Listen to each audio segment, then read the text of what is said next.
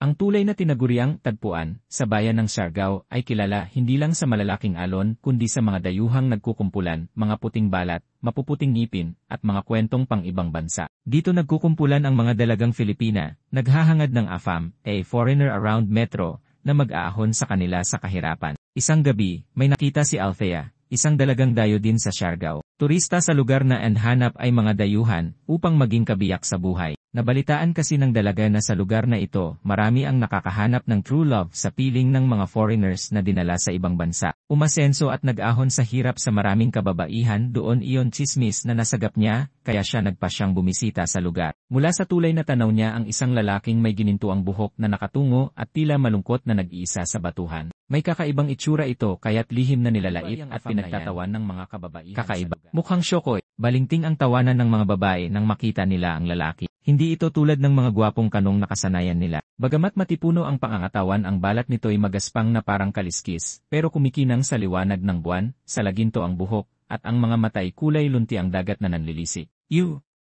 Ang pangit naman yan, parang syokoy lang.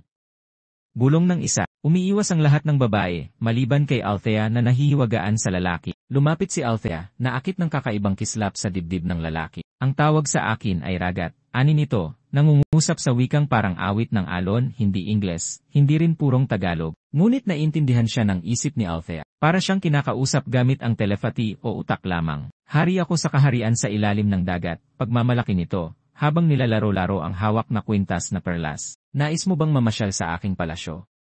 Bibigyan kita ng maraming kayamanan tulad nito. Doon ikaw ang magiging star ng aming piging. Nabighani si Althea. Isang mapusyaw sa bawat pag-uusap nila, lalong lumilitaw ang hiwaga. Nagpapakita si Ragat ng mga hiyas mula sa karagatan, kwintas na perlas, at mga kakaiba at makukulay na hiyas dagat. Sundan mo ako, anya isang gabi, tila nakikiusap. Ipapakita ko sa iyo ang higit pang na kayamanan dyan.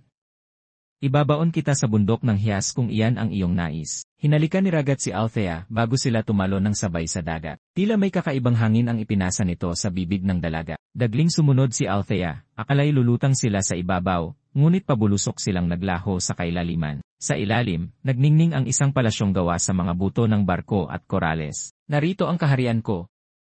Ngiti ni Ragat, ang boses niya'y parang kulog sa ilalim ng tubig. Biglang nagbago ang anyo nito, naging halimaw na may buntot ng isda, mga ngiping tulis, at mga kamay na may pangalmot. Sinakmal nito sa lig ang dalaga, at inilangoy pa igalit na sigaw ng ina ni Ragat. Sumambulat ang tinig ng isang matandang babae sa dilim, ang kataway balot ng lumot at mga talaba. Kainin mo na yan at ipakain mo ang mga buto sa mga isda. Walang buhay na sumasayaw sa alon ang katawan ni Althea. Naghahalo ang kanyang dugo sa tubig dagat. Unti-unti kinakayod ng mga kuko ni Ragat ang kanyang laman. At ang ilang pirapirasong laman ay pinag-aagawan ng maliliit na isdang tila piranha. Saglit lamang at ang katawan ng dalaga ay naging butot balat na lamang. Ang tira-tirang pagkain ni Ragat ay inihagis ng walang pakundangan sa mga mumunting alaga niya sa dagat. Pinagpiestahan ito ng mga sarisaring lamang dagat, tulad ng kabibe, higanteng alimango, pusit at marami pang iba nang nakakaalala kay Althea. Sa tulay ng Siargao, may bago namang dalagang nakatitig sa malayong bato. Sa isang misteryosong lalaking kakaiba ang hitsura, may lihim na ngiti at hawak ang isang perlas na nagniningning sa dilim. Ano ba yang AFAM na yan?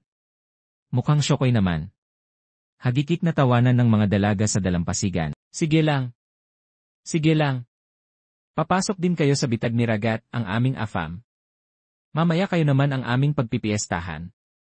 Bigkas sa isip ng mga lamang dagat sa dalampasigan, at ang mga munting hagikik at tawanan ang umalingaw-ngaw sabay sa alon ng karagatan. Foreign alluring monster, may iba rin palang kahulugan ang AFAM sa ilalim ng karagatan. Ang tulay na tinaguriang tagpuan sa bayan ng Siargao ay kilala